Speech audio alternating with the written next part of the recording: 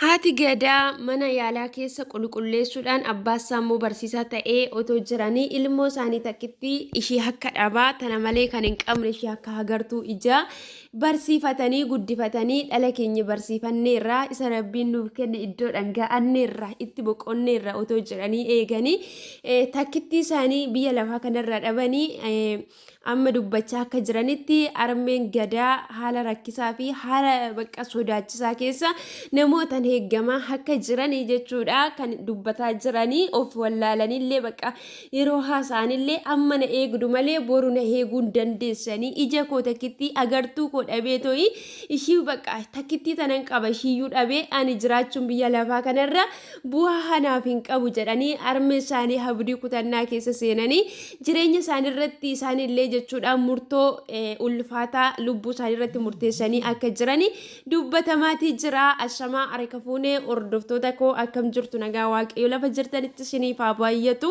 akkam jirtu nagaa keessanii annagaadha rabbiin galannaa ta'u isinii jechaati. Egaa obboloota koo kuni gadda ulfaataadha isayyuu jechuudha nama yaalu lubbuu hedduudha jechuudha namni kuni kan inni hambisuu oolchuutii danda'u yaala waan ta'eef dooktoriidha waan ta'eef lubbuun hedduun isa harkatti du'arraa baraarramuu danda'a. Nuti nama tokkicha dhabne utuu hin taane namoota hedduu akka dhabneetti natti dhaga'ame gadda guddaa jechuudha. Waaqayyo lubbuu isaa amaaru namni lubbuu isaati irratti illee hangoo hin qabu.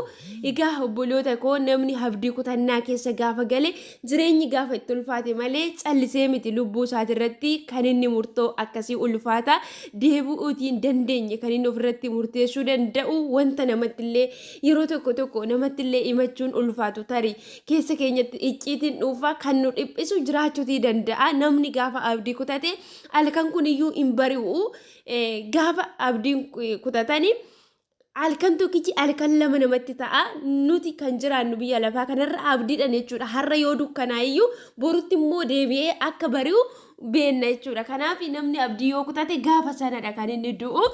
Gaafa barreeffama isaa sanaa barreessee sooshaal miidiyaa irratti hafuura baafannaa koo isa dhumaa jedhee to'i gallakkisee sa'aatii muraasan booda mucaan kun kan boqote hiriyaasaa kan ta'e tokko akka dubbachaa jirutti.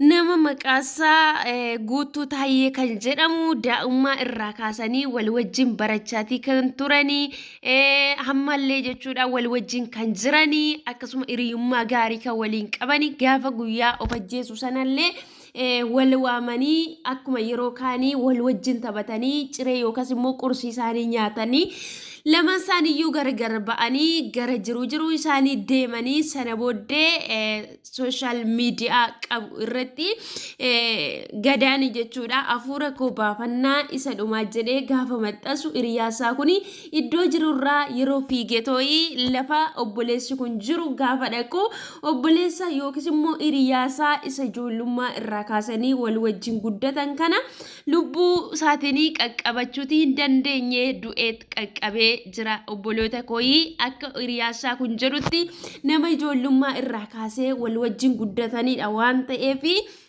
nama barumsatti yommuu mana barumsaa sadarkaa lammaffaa Ayiraa Gullisoo turetti hedduu cimaa turee jira. Yuunivarsiitii Wallaggaattis barumsa seeratiin qabxii olaanaadhaan akka eebbifame natti himee jira jedha hiriyaasaa kun jechuudha.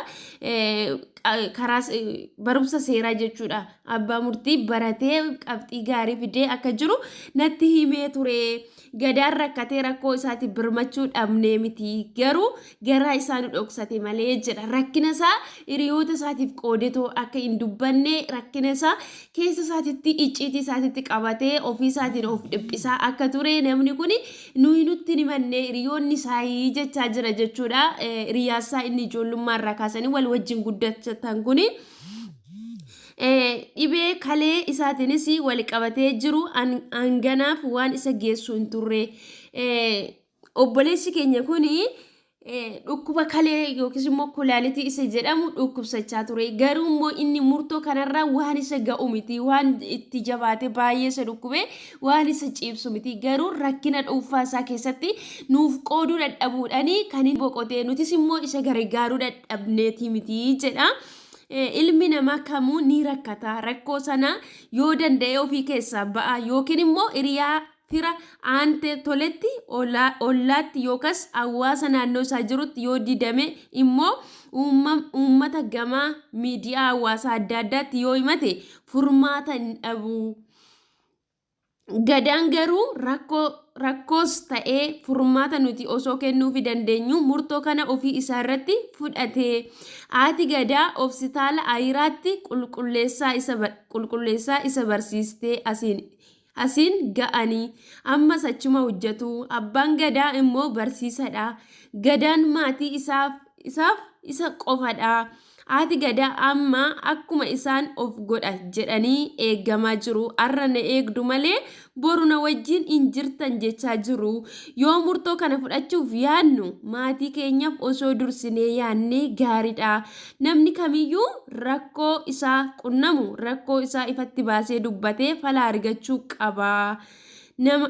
Namni namaaf qorichadha jedha jechuudha. Hiriyaasaa kuni akka inni dubbatetti egaa obboloota koo yeroo baay'ee jechuudha rakkina keenya wanta nu mudate icciitii keenya ofiidhuma keenya qabannee jechuudha kan nuti irratti duunu jechuudha. Maaliif yoo icciitii keenya kana baasnee dubbanne hiriyoonni keenya maalluun jedhu, maatiin keenya maalluun jedhu, aanteen keenya firri keenya maalluun jedhu, borummoo deebi'aniiti ittiin nu laffafu, borummoo deebi'aniiti ittiin waan hin taane nuun jechuuti danda'u jenneeti yeroo baay'ee sammuu keenya keessatti garaa keenya keessatti dhoksannee qabanna. Gaafa rakkina keenya sana immoo haguugnee qabanne maal godhaa yeroo hundumayyuu sammuun keenya gara badiisatti deebii irra deddeebi'ee gaaffii nu gaafata. Gaafa sana gara hin taanetti murtoo hin taanetti kan nuti adeemaa deemnu jechuudha. Kanaaf iyyuu namoonni jechuudha keessumaa jechuudha hiriyoonni keenya gaafa dhufanii wanta tokko nutti himatan obboloota koo jechuudha lubbuun namaa akka nurraan barbaadamne anamma fakkeenyaaf rakkadhee hiriyaa kootitti gaafa wanta tokko himachuuti dhaqee furmaata akkanaa kennituufidha jechuudha. Garuu ishiin akkasitti tolee godhii waaqayyo si haa gargaaru wanta yaada kee keessa jiru godhii. Ani maalan beekare waan akkana kana jedhu jechuudha namoonni hedduun garuu waan akkanaatiin miti jechuudha. Namni tokko gaafa rakkina isaa dhufee too'i nutti himatu yaadan akka wal gargaaruu fi karaa akkasiitiin akka kana godhi akka kanatti immoo furmaata argachuuti dandeessa. Anillee karaa kanaan si biran jira bakka akkasitti immoo akkana godhi jedhanii gaafa wal jajjabeessan namni suni rakkina isaa jechuudha gaafa sitti qooddachuu dhufe ati immoo jechuudha irratti dabaltee too'i akka itti ulfaatutti akka inni cannaqamutti akka sanatti hiriyaa keessa si mari'achuu dhufe hin galchi. Darbees yeroo baay'ee namoonni jechuudha namoonni akkanatti rakkina isaanii namatti himachuurraa ofii isaanii keessatti qabatanii booddee irratti jechuudha mataadhuma isaaniitiin murtoo hin taane ofirratti murteessan kun hiriyoonni hedduu walitti gaafa dhufanii gaafa immoo walitti bu'anii icciitii yeroo gammachuu isaanii yeroo rakkinaa keessatti walii wajjin dabarsan wanta walitti mari'atan waan waliin haasaasan baasanii bittisu.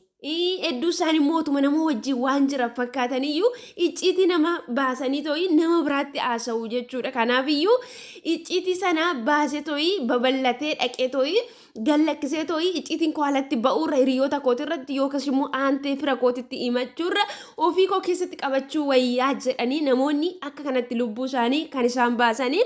Kanaaf iyyuu obboloota koo nama kam wajjin iyyuu wanta nama biraa wajjin haasofne deebifne nama biraa wajjin haasa'uutiin qabnu icciitii bakka fakkeenyaaf ani nam tokko wajjin haasa'u ta'e wantianii fi nama sana gidduutti haasofne icciitiin haala ba'uutii hin dandeenye numa gidduu taa'u wayya malee amma asii dhufanii namni tokko dhufee rakkina isaanitti matee bakka biraati immoo isanatti mate sana gaafa dhagee hamileetu isa cabaa nama biraa wajjin illee haasa'uutii hin danda'u jechuudha of sodaata keessisa. Kanaaf obboloota koo gaafa wanta tokko of gochuudha kaane maatii keenya harmee keenya ishii jechuudha nurratti gadi cabdee ji'a 9 guutuu garaatti nu baattee akkasuma immoo ilmoon koo yoomnaaf bakka akkasii ga'a yoomnaaf dabarsa jettu sana yaadachuuti qabna. Haati gadaa jechuudha mana yaalaa keessa dhibamaa namaa jala deemtee qoshaashaa guurtee too jechuudha hamma mana yaalaa keessa qulqulleessuun hangam akka ulfaatu ilaala obboloota koo nama dhukkubsate naannoodhuma isaatti iyyuu dhiyaachuun in ulfaata mana qorichaa keessa deddeebi'anii waan dhibamaan achi keessatti godhu qulqulleessuu in ulfaata garuu ishiin dhala koo takkittii sanan guddifadha jettee kana hunduma isaayyuu aarsaa goote gadi of deebiftee har'allee haadha isaatiif illee otoo hin dabarsini mucaan koo har'a moo boru naaf dabarsa mucaan koo har'a moo boru fuudhee ilmoo godhatee ilmoo isaa ijaan harga laata otoo jettu haatisaa kinoo kana argite jechuudha du'a ilmoo ishiiti. Kanaaf obboloota koo adaraa keessa murtoon taane ofirratti murteessuu hin qabnu hiriyoota keenya mari'achuu qabna yoo dhukkubsannes immoo baanee himachuu qabna lubbuu keenya irratti gaafa wanta akkasii kana fudhannu lubbuun keenya illee bara baraan gubachaa afti maaliif lubbuu kan nu keessa kaa'e uumaa keenya waan ta'eef uumaadhuma keenyatu aangoo lubbuu keenya irratti qaba gaafa barbaade nu keessa fudhachuu danda'a malee nuti lubbuu keenya irratti aangoo hin qabnu siniin jira hammam yoo rakkattaniyyuu hammam yoo dhiphattaniyyuu rakkinni keessan hin darba akkuma guyyaan irraa kun hin lixxee guyyaan hanbiraa boru deebi'ee ba'u sana kanaaf kana guyyaa biraati waan ta'eef rakkinni keessan akka har'aa kanatti itti fufuu waan ta'eef adaraa keessanii murtoo akkasii murtoo hin deebine lubbuu keessan irratti murteessina maatii keessa warra sin bukkee jiraniif yaadadha siniin jedha. Turtiin keessan turtii gaarii haa ta'u obboloota koo yaadni dogoggoraa jiraate na of kalchaa nagaan naa tura amma viidiyoo biraatti walitti deebinutti.